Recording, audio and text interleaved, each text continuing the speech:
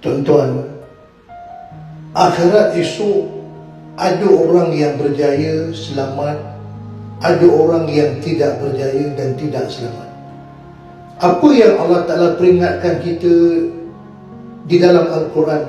Kata Allah Ta'ala, innahu man ya'ti rabbahu mujrima fa inna lahu jahannam la yamutu fiha wa la yahya.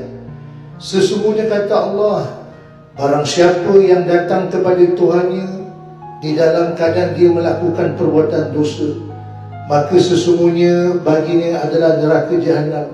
Dia tidak mati tetapi terus merasakan akan azabnya. Wa man ya'ti mu'mina qad 'amila shalihat fa ulaika lahumud darajatul ula. Barang siapa yang telah datang dalam keadaan dia beriman dan telah melakukan amal kebaikan-kebaikan, maka mereka itulah orang-orang yang akan dapat darjat yang tinggi, yang mulia di sisi Allah Subhanahu Wa Taala.